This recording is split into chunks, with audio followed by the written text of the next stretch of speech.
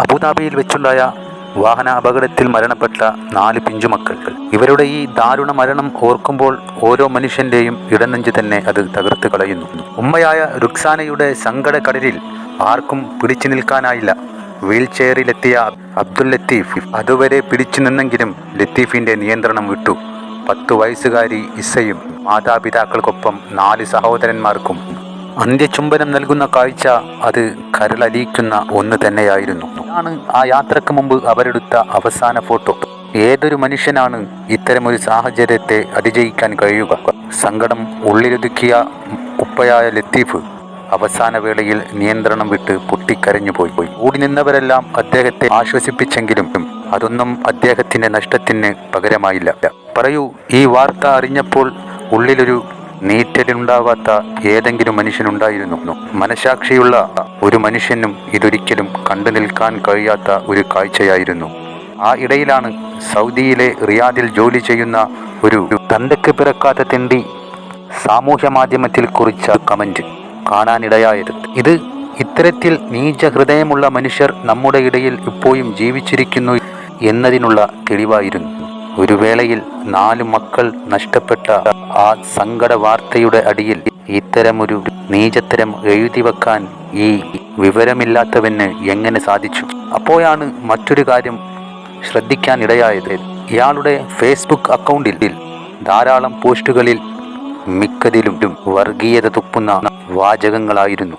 ഈയിടയ്ക്ക് ഒരു യാത്രാവേളയിൽ കുറച്ചു മുസ്ലിം കുട്ടികൾ ഒരു ബസ് സ്റ്റാൻഡിന്റെ അരികത്ത് അവരുടെ ആരാധന കർമ്മമായ നമസ്കാരം നിർവഹിക്കുന്ന ഫോട്ടോ ഇയാളുടെ ഫേസ്ബുക്കിൽ പങ്കുവെച്ചുകൊണ്ട് ഇയാൾ അതിന് നൽകിയ ടൈറ്റിൽ ഇങ്ങനെയായിരുന്നു: എനിക്കെങ്ങാനും ഒരു ട്രക്കുണ്ടായിരുന്നെങ്കിൽ ഒന്നിനെയും അവശേഷിപ്പിക്കാത്ത തരത്തിൽ മുകളിലൂടെ കയറ്റി ഇറക്കിയേനെ പന്നിക്കൂട്ടങ്ങൾ. അപ്പോൾ മനസ്സിലാക്കാൻ കഴിഞ്ഞു ഇയാൾക്ക് എന്തിന്റെ സൂക്കേടാണെന്നും ഇയാളുടെ മനസ്സിൽ ദയയുടെ ഒരംശം പോലും ബാക്കിയില്ലെന്നും. ഈ 4 പിഞ്ചു മക്കളുടെ മരണത്തെക്കുറിച്ച് ഈ പിശാച് പറഞ്ഞ ആ വാചകം സാമൂഹ്യ മാധ്യമത്തിൽ വൈറലായപ്പോൾ ജാതി മത ഭേദമന്യേ സർവ്വ മനുഷ്യരും പറഞ്ഞത് ഇവന് തക്ക ശിക്ഷ നൽകണമെന്ന്. ഇനി ആരോടും ഇത്തരത്തിൽ പറയാനുള്ള ഒരു ധൈര്യം ഇവനോ ഇവന്റെ കൂട്ടാളികൾക്കോ ഉണ്ടാകാൻ പാടില്ല എന്നും. അതോടുകൂടി ഇയാളെക്കുറിച്ചുള്ള വീഡിയോ കടിയിൽ റിയാദിൽ ജോലി ചെയ്യുന്ന സഹോദരന്മാർക്കുള്ള അഭ്യർത്ഥനയുടെ പ്രവാഹമായിരുന്നു. ഇവനെ എങ്ങനെയെങ്കിലും കണ്ടെത്തണം, ഇവന് ഇതിന്റെ മറുപടി നൽകണം എന്നുള്ളത്. അങ്ങനെ നമ്മൾ സർവരും കേൾക്കാൻ ആഗ്രഹിച്ച ആ വാർത്ത നടന്നു കഴിഞ്ഞു. ഇവനിപ്പോൾ ജയിലിലാണ് എന്നുള്ള വാർത്ത ഉറപ്പിച്ചു. ഇവനെ സൗദി പോലീസ് അറസ്റ്റ് ചെയ്തു. ഇനി പുറം ലോകം കാണാൻ കഴിയുമോ എന്നുള്ള കാര്യം തന്നെ സംശയത്തിലാണ്.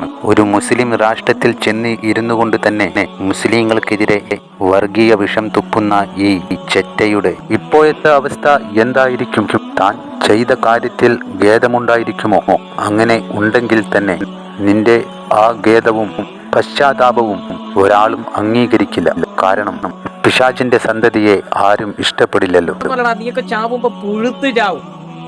പുഴുത്തെന്ന് പറഞ്ഞു കഴിഞ്ഞാൽ പുഴുവറിയോ? പുഴുവരിച്ച് നീയെല്ലാം ചാവൂടാ. അമ്മാതിരി വിഷമാണ് നിന്റെയൊക്കെ ഉള്ളിലുള്ളത്. നീയെല്ലാം പുഴുവരിച്ച് ചാവും. എന്തായാലും സൗദി ജയിലിൽ പിടിച്ചെന്നാ അറിയുന്നത്. എന്തായാലും നിന്നെ ഒരു ആൾ ഇറക്കാൻ വരൂല എന്നുള്ള കാര്യത്തിൽ 100% ഉറപ്പാണ്. വല്ലാത്തൊരു നായി തന്നെടാ നീ, വല്ലാത്തൊരു നായി. എന്ത് ജന്മാടാ നിന്നെയൊക്കെ, എന്ത് ജന്മാടാ നീയൊക്കെ.